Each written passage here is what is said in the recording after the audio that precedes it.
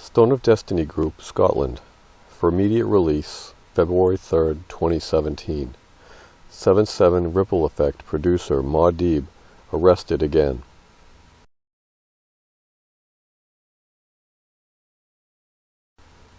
Edinburgh. Maud'Dib, known for his widely acclaimed documentary film 7/7 Ripple Effect, was arrested in Luton on January 29, 2017 and transferred to Scotland. Maud'Dib, also known as EliJAH, John Anthony Hill, was detained by UK border officials Sunday and put in police custody. The arrest stemmed from a warrant issued by the Sheriff's Court in Edinburgh, Scotland. He was handed over to G4S security firm just after 11:30 p.m. G4S took him overnight directly to the Sheriff's Court in Edinburgh on Monday morning, January 30th. According to Scotland Police, he was never put in their custody. After being held overnight in Sutton Prison, Maud'Dib/EliJAH again appeared before the Sheriff's Court on Tuesday afternoon, January 31st.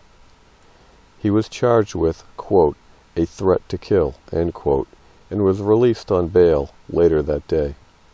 This charge and arrest warrant involves his amicus curiae briefs, affidavits of truth, submitted to the courts pertaining to the recent indie camp cases in Edinburgh, where indie campers went head-to-head with the Scottish Parliamentary Corporate Body, SPCB.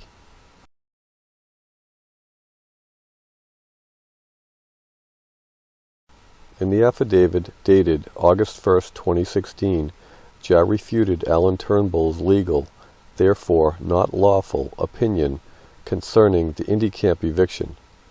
EliJAH magnified God's law in an irrefutable 8-page document commanding that God's United Kingdom of Israel, the British Israel, the Union of Jacob, Jack,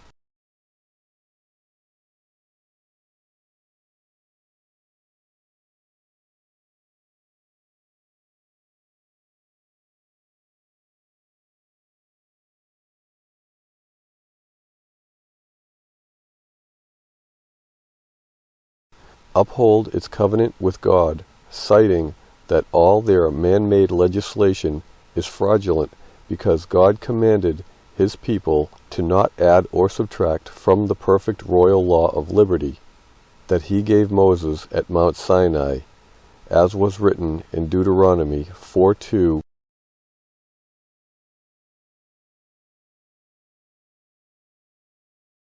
and Deuteronomy 12:32.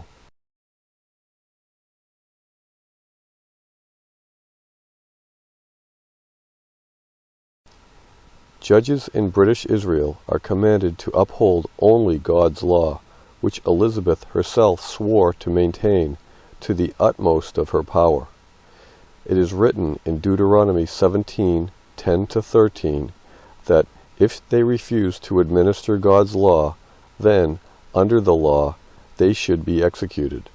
If there be found among you, within any of thy gates which the Lord thy God giveth thee, man or woman, that hath wrought wickedness in the sight of the Lord thy God in transgressing his covenant, and hath gone and served other gods, and worshipped them, either the sun, or moon, or any of the host of heaven, which I have not commanded, and it be told thee, and thou hast heard of it, and inquired diligently, and behold, it be true, and the thing certain, that such abomination is wrought in Israel, then shalt thou bring forth that man or that woman which have committed that wicked thing unto thy gates, even that man or that woman, and shalt stone them with stones till they die. At the mouth of 2 witnesses or 3 witnesses shall he that is worthy of death be put to death, but at the mouth of 1 witness he shall not be put to death. The hands of the witnesses shall be first upon him to put him to death, and afterward the hands of all the people. So thou shalt put the evil away from among you. If there arise a matter too hard for thee in judgment, between blood and blood, between plea and plea, and between stroke and stroke, being matters of controversy within thy gates, then shalt thou arise, and get thee up into the place which the Lord thy God shall choose, and thou shalt come unto the priests, the Levites, and unto the judge that shall be in those days, and inquire. And they shall show thee the sentence of judgment, and thou shalt do according to the sentence which they of that place which the Lord shall choose shall show thee. And thou shalt observe to do according to all that they inform thee. According to the sentence of the law which they shall teach thee, and according to the judgment which they shall tell thee, thou shalt do. Thou shalt not decline from the sentence which they shall show thee, to the right hand, nor to the left. And the man that will do presumptuously, and will not hearken unto the priest that standeth to minister there before the Lord thy God, or unto the judge, even that man shall die, and thou shalt put away the evil from Israel. And all the people shall hear, and fear, and do no more presumptuously. Jah said they must repent and administer only God's law. The affidavits and background on his efforts to help Scotland and the world against the New World Order, its beast system, and prevent the coming World War can be read online at King of Scotland, jahtalk.theferalreport.net/King of Scotland. And the chronological order of these efforts can be viewed at Back to Bethel at jahtalk.theferalreport.net/Back to Bethel. Both of these pages are found on whistleblower Tony Farrell's website. Farrell was sacked by the South Yorkshire Police as their principal intelligence analyst for speaking the truth to power and not going along with the false terror assessments concerning the 7/7 London bombings.